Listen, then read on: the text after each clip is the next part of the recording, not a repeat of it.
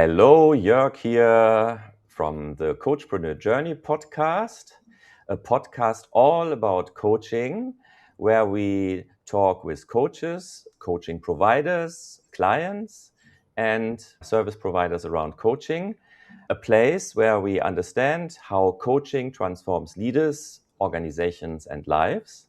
Today, I am with Emmanuel Zara Jr., an executive coach. But it's not me to introduce you. Emmanuel, please introduce yourself. Thank you very much, Joerg. Good day to everybody. So, my name is Emmanuel Zara Jr. I am based here in Manila, Philippines. As Joerg has mentioned, I am an executive coach. I took my PhD in leadership studies. I majored in business leadership and minored in organizational development. I also am an executive coach certified by the ICF. I am PCC in training as of the moment. So it's an exciting ride for me. 20 years in the coaching industry and of course in learning and development. My space is in leadership. My research is in the intersection of mindfulness, self leadership, leadership of individuals, leadership of teams, in the complexity of the world that we are in. That's where I found my space in terms of how to navigate through this brittle, anxious, nonlinear, and incomprehensible environment that we are in, and helping leaders cope with the complexity of the world.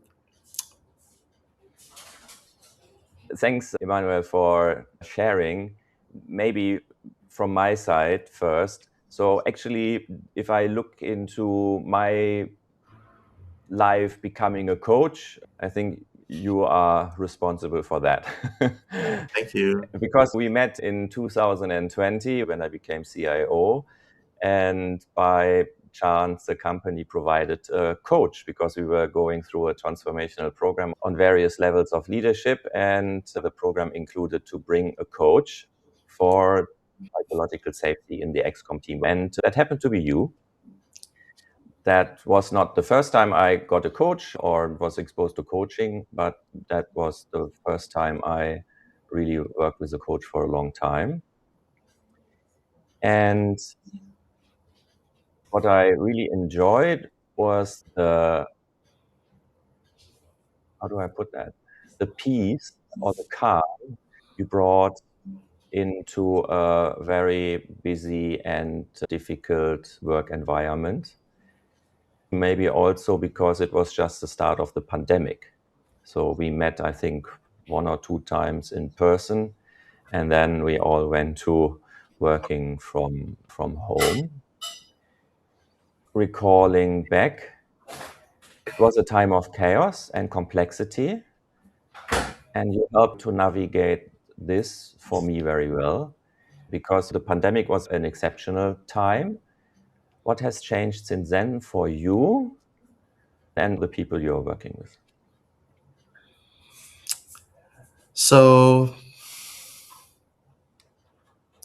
a lot of businesses, a lot of organizations are setting out to find its bearings on how to flourish in this ever changing world. The change is like the change among and frameworks within organizations. They are at a level of crazy speed, which sometimes overwhelms. Not even sometimes. It overwhelms a lot of leaders in terms of things on their plate, prioritization, competition, of course, how AI is changing the landscape, and also the intersection of professional and personal urgencies that affect how leaders and organizations center themselves throughout a world that seems to not hold still. So after the pandemic, there were other crises that the business environment faced. Currently, we do have unrest in the global space, particularly for some countries who are in conflict, which of course affects organizations as well. That there are also changes in the business environment, particularly multi generational teams, in a way that this is the only time in the corporate or in the business environment where all four generations are in, unlike when there used to be like at least homogeneity in terms of the generations. So now you have, I guess, uh, we call them the boomers, right? Still about to retire, but still in corporate. And then you also have the Gen Xers, and then you also have the millennials there, and then you now have the Gen Zs there. And soon we will also have the Gen Alphas, and a leader needs to manage these teams with multiple generations in it. And then, of course, the focus on psychological safety. That is something also that is pretty much current, and not a lot of leaders are, at least, they're still trying to get a grip on what it means to have safe spaces in the workplace. There's also hybrid work, which, of course, also is a way by which some leaders are not used to managing people virtually, but more like they want them in the office face to face. And so all of these things, York, are affecting leaders and organizations. And for me, what has changed as well would be I need to make sure that I am able to listen to how organizations and leaders are at that crossroad of navigating through all of these complexities, and to keep them focused on what they need to do amidst the storm of the complex environment. You mentioned flourish. What do you mean with flourish? So I've been using the word flourish for a while now because there's another common word that a lot of people probably are more familiar with. That's the thriving part. Like, we thrive. Yet I find that thriving is a bit in that space of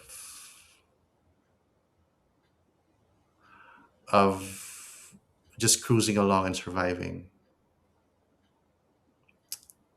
And that might not be sustainable.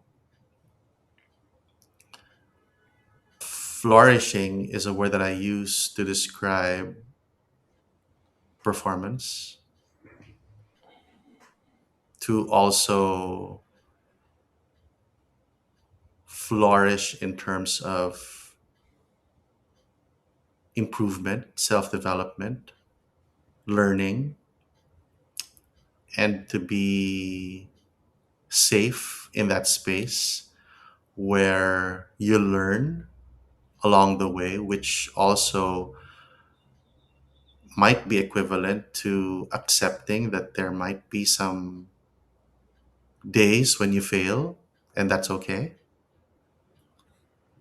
To embrace experimentation and curiosity in terms of trying to find out the answers to questions or issues and problems. To be agile in terms of mindsets by accepting that perhaps the option that you took is not the best option, and to fail fast in it and to pivot quickly and to say that there's nothing wrong with admitting that there might have been some remiss in analyzing how to solve the problem, and thus to avoid further wastes and costs, to just pivot out of it and to accept that's part of the learning. That kind of flourishing, that kind of optimizing your capabilities, current capabilities, yet also stretching yourself up a bit in terms of what is it that I still need to develop, just so that I'm also adaptive to the adaptive problems of the changing world. Mm. I think when you mentioned flourish, you put it in a context of both individuals and organizations. So it's about leaders flourishing and organizations flourishing. Where's the tension between the two? Of course, organizations need to make money, right? And the primary goal of organizations would be, of course, profit. And to flourish with that goal, of course, there are a lot of ways by which you can do that to increase profitability. But flourishing in a way where organizations are also not just surviving and being tactical about ways by which you profit. Organizations need to be in that space of clarity where we can do more without burnout, Mm. without overstretching ourselves in terms of resources and anxiety and panic. Yes, that could work. Yes, that fight instinct can work. But what does it do in the long term for the organization? And so, for an organization's perspective,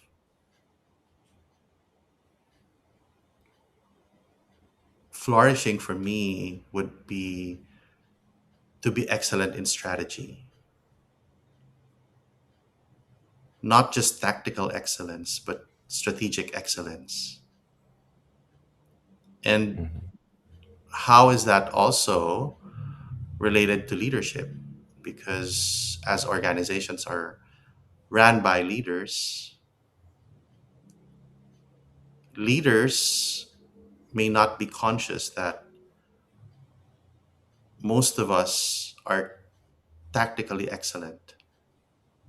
We are really good on the ground. We can be good firefighters. When there is a problem, we solve it. Yet,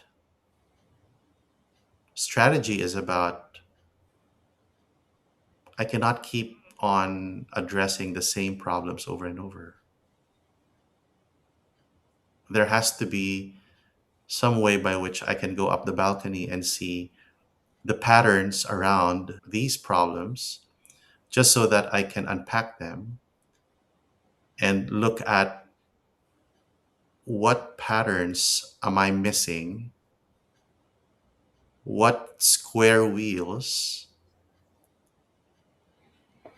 are being used by the organization to push and pull our wagon forward, not knowing that there might be round wheels inside the wagon itself that can help us move forward faster. And I feel that, and in most organizations and leaders that I encounter, we're still in that mindset where if there is a problem, we fix it immediately, no matter what it takes. And there are a lot of possible reasons for that. Maybe that's a mindset of leadership means control, maybe, or fast results get rewarded fast too, or probably just like us getting to that habit of when there's a problem, we solve it without looking into, I've seen this problem before already, in fact, multiple times. Why does this keep on happening? And if you're on the dance floor, you're most of the time, as an organization or as a leader, you will miss it. You will miss the square wheels. So, as an executive coach, and as a management and leadership consultant, I get into conversations around that and see how organizations and leaders can go up the balcony once in a while to look at strategies, to look at patterns, to go beyond personalities and look into the bigger landscape of what factors affect these problems and which square wheels do I need to replace with round wheels already. Otherwise, I'm just like really doing business as usual.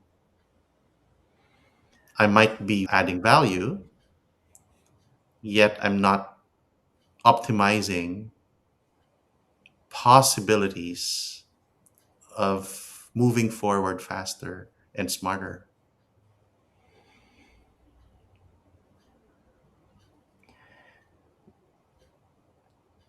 What is so many things on my mind because you mentioned before the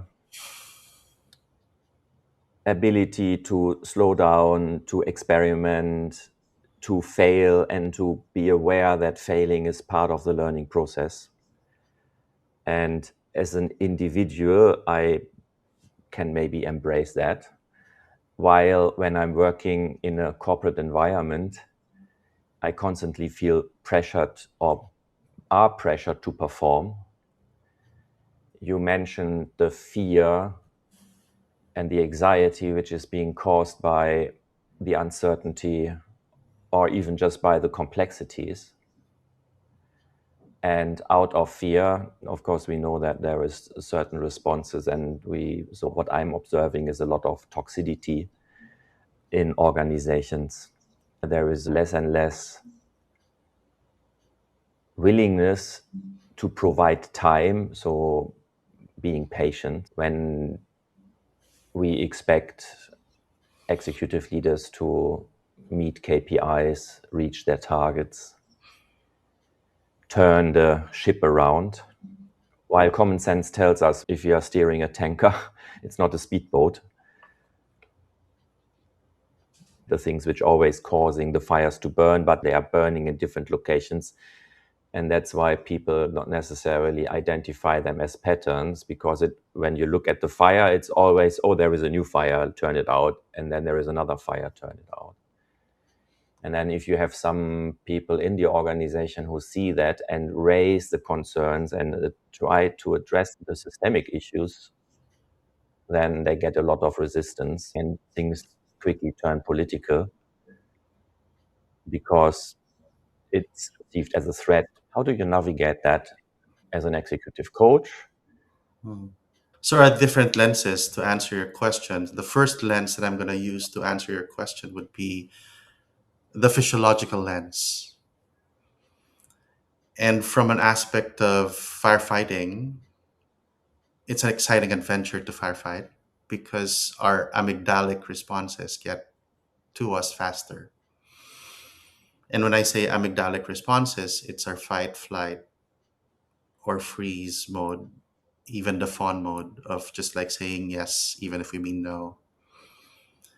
And that is a human being response. It's a very human response to set the fire out completely, either to fight it or to withdraw from it or to freeze out of it or to just say yes, even if you mean no.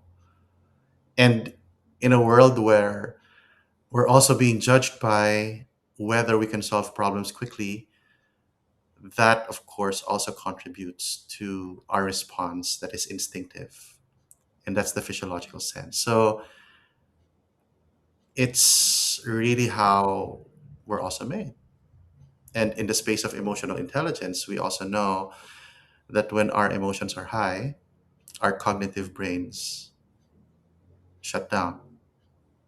And when our cognitive brain shut down, we are unable to see patterns. We are unable to see the bigger landscape. We are unable to see root causes because we are in the flight mode or fight mode or freeze mode. And unless, of course, we are able to temper the amygdalic responses, whenever we see a fire, that of course will exhilarate us because that's exactly what the amygdala wants. And sometimes, from a physiological lens as well, it's really tough to get out of the instinctive reaction because, as you've mentioned, there are multiple fires, which keeps us from pausing. And thus, the systemic way of dealing with problems happen. So that's the physiological lens. On an executive presence lens, we know that as leaders, we can influence the energy of the team. And whoever we are as a leader can build upon a culture within the team. And if we ourselves, as leaders of organizations, are unable to see how we can move forward with better strategy, and of course, if we are also unable to send out energy that I am not holding all the answers, I need partners in navigating complexity, that's when we invite a culture of leader and follower working together to solve these adaptive problems. And so the question of the second lens would be, as a leader, am I promoting a culture of partnership? Do I want to partner with each of my team members in solving problems? Or do I have a mindset that as a leader, I hold all the answers and all you need to do is to follow me? Do I invite voices from below to help me lead the team? Because this is not just my game. If I want my organization to flourish, I need all hands on deck. I need all brains on deck. I need all ideas on deck. It is counterintuitive to navigate the complex environment alone. Yet, a lot of leaders are still in that space. A lot of leaders are still in that space of leader-centric leadership, where I am brought to this space because I'm expected to know all the answers. When in fact, leaders are also human beings. And there are things that we don't know. Are we open to experiment? Are we open to work with our teammates as partners and not as someone who decides alone. It's really counterproductive to just work alone in this current nature of the business environment. So, what I've realized about myself recently while writing my reflective master thesis was that I came with mindset of being an expert. And during my coaching transition, it was maybe the biggest challenge for me not to know. But what I've realized just this year is that seeing myself as an expert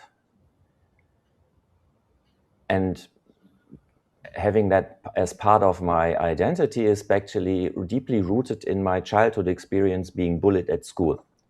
Because being an expert then in IT, computer programming, knowing something, sharing information, giving answers, got me attention and helped me to build a reputation. That basically shaped my identity of being an expert.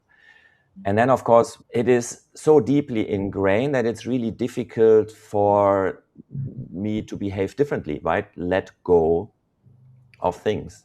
And why I'm sharing this here is because I feel that many of us don't understand who we are and what made us who we are and why we are behaving in certain ways. Because with this understanding, it's then easier to become a different person. And one of my stands is what if doing more isn't the answer, but becoming more is. It's essential to understand who we are and why we are who we are. And I think you also hinted to that. I really find it beautiful when leaders that I coach are able to realize that who they are as leaders, it's not exactly who they want to be as leaders. And when they come upon that realization that perhaps the leader that they are is the same leader that they reported to when they started out in corporate without them realizing it, then they are made aware that they could do better. Because a lot of who we are as leaders probably they're hinged upon who led us before and what did we learn out of those leaders, whether good or bad. And there might be some, and there might be a different word for it or a better word for this, but there might be some leadership trauma that each of us carry that we're not even aware of. And once we're aware of it, perhaps there could be changes in how we lead. Mhm. Now, I also want to clarify that command and control leadership is not bad because a lot of leaders are in that space of, I know how to solve this problem. Let's just do this for now. But the thing is, when that becomes a default versus just one of those options of how I sense a particular situation that I use it, then it becomes an instinctive response rather than a strategic response.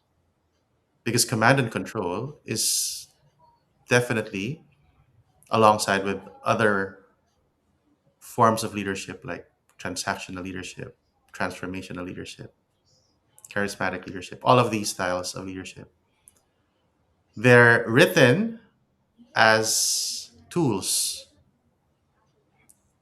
to apply in particular situations. Yet, because again, we're dancing on the dance floor too much, we get into our defaults. And sometimes the default is something that we're unaware of.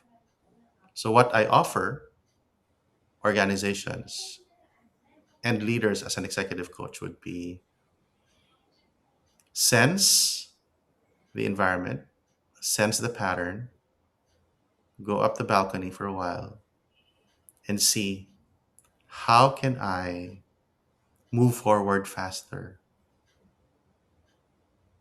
through this particular situation.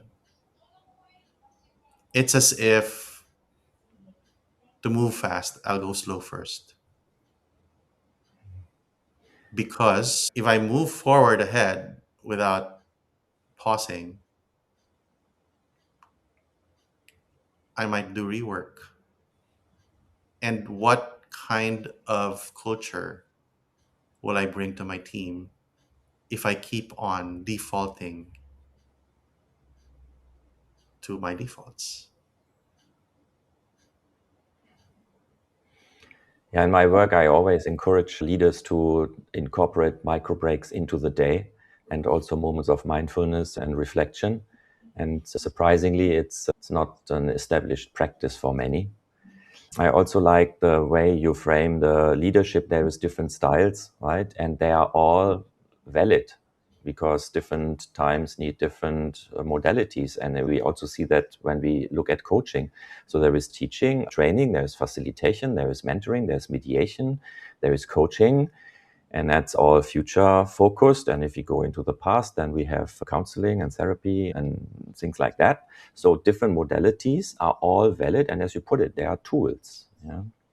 And if you only use one tool, then it becomes a problem. And if the tool we used is not suitable to the circumstances, but is enforced on us by the environment, then we are in trouble. Because most leaders who I reach are already, how to say, right, beyond the point of repair. So are really in a deep crisis, or organizations already in a deep crisis, and then they come and want to have it fixed, versus reaching out when the early warning symptoms show. So how to reach organizations and clients. Hmm. As we always say in coaching, we will meet them where they are. And I honor where they are first, without judgment, without setting myself into that space where you should be doing this now, otherwise, this will blow up to your face. I cannot tell them that. They have to realize it themselves. And if it takes them to fail for now before they realize it, then I will hold that space and honor that space. And I will meet them where they are. And when they're willing to work with me in whatever success metric that they see themselves moving forward to, then that's the plan. We will work on it together and to honor that journey.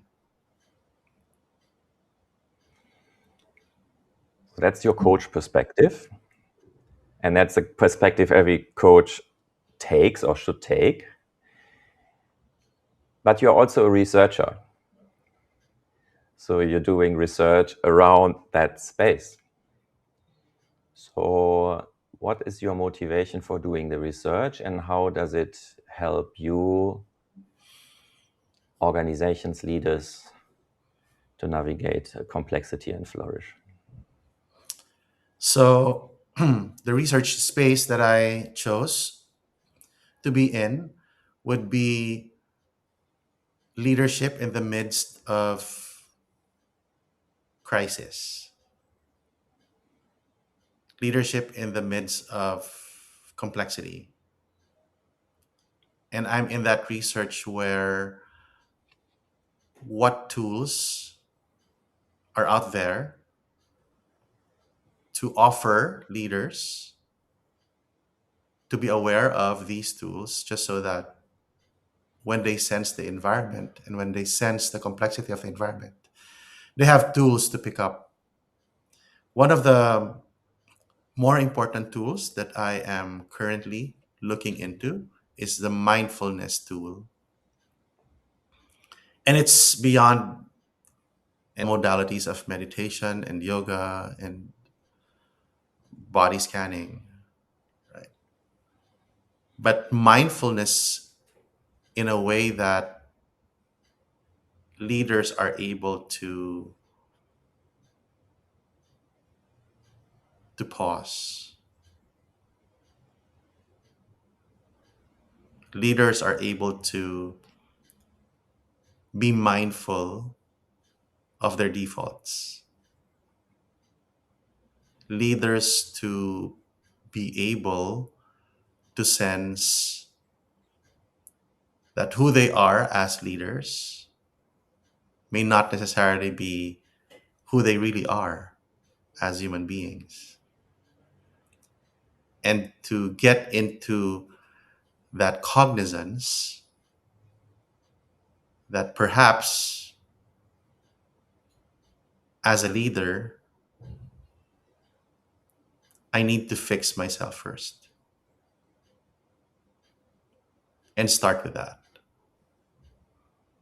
So I'm in that space of research. I work with the space of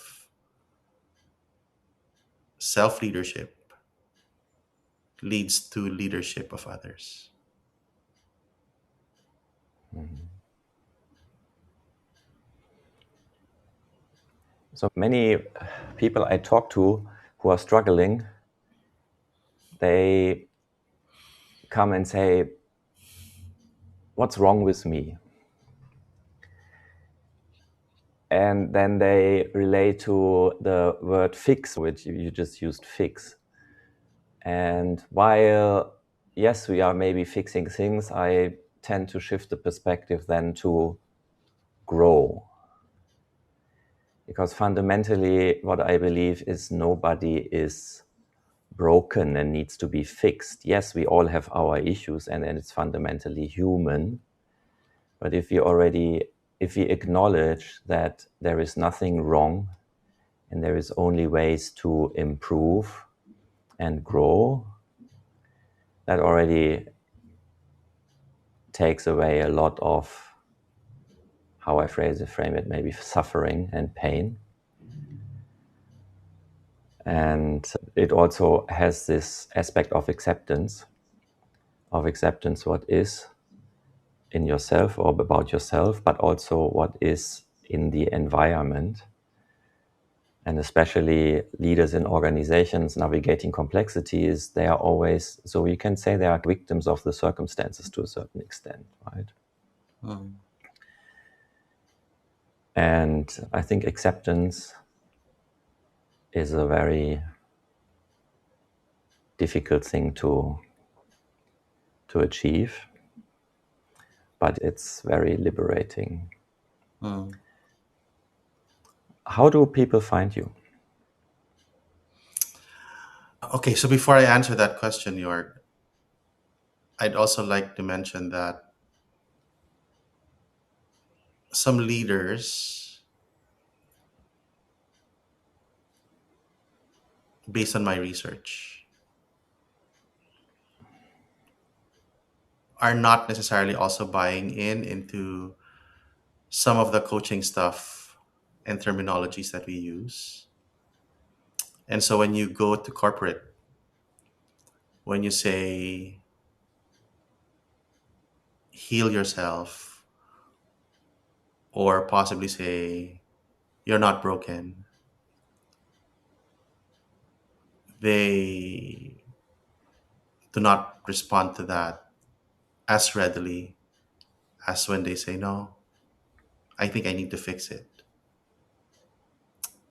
So I am in that space where I'd like to meet people where they are and use words that may perhaps be more resonating with them. And that's the intersection of where my research is and, of course, my coaching practice is.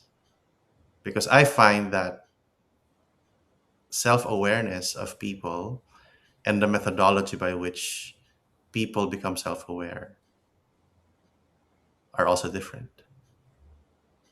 Hmm. I may have a different way by which I address myself and become self aware. You may have a different way by which you can identify things within you. And so, as a practice now in my coaching, which is, of course, where my research is also coming in for now, as we navigate the complexity of the environment, we also need to look into the different ways by which people or get into that space of self awareness. Some get there through coaching, some get there through mentorship, some get there through straightforward talk, some get there on their own without anybody's help. The thing that matters most is a conversation out of that self awareness. So, how do how can they reach me? Mhm. So I am in LinkedIn particularly. So LinkedIn is the channel that they can reach me. Okay, yeah, I'm now going to share that in the show notes.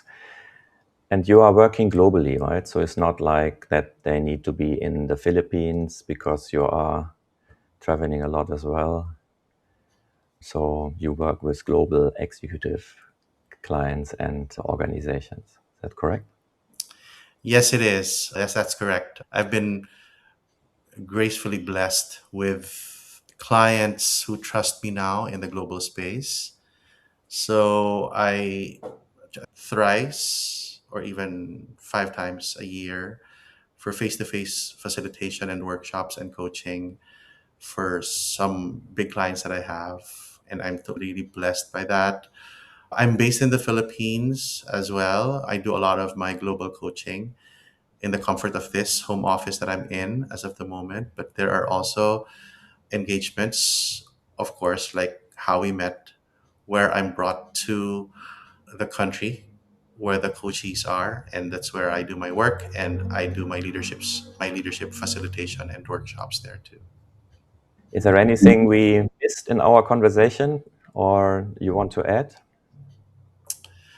I think we've given the message of how important we need to be aware of where we are in the complexity of the business environment. And as leaders,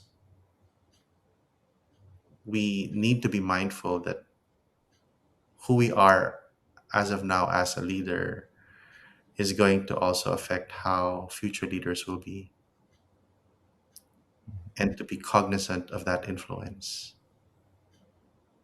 And I'd like to really just emphasize that leadership is such a huge role in creating the future of business in the world.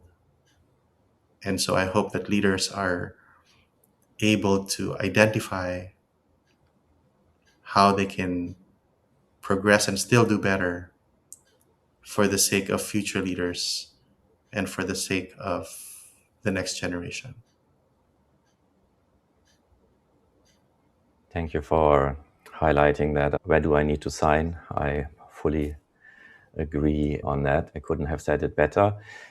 Emmanuel, thank you for being here. I always enjoy the energy you bring. It's a different energy, and that's your gift to immediately, yeah, change change the energy in the room and bring this calmness and thoughtfulness. And at least for me, it was always thinking deeper and becoming more aware and having the space of finding answers, sometimes difficult answers, right? So thank you for showcasing that also today. It was lovely to have you, and thanks for your time. Yep. And I wish you all the best for your research, for your coaching business, and of course for all your clients working with you. You're very welcome, and amazing work that you're doing. Keep moving forward, my friend. Yeah, thank you very much. Bye bye. Bye bye.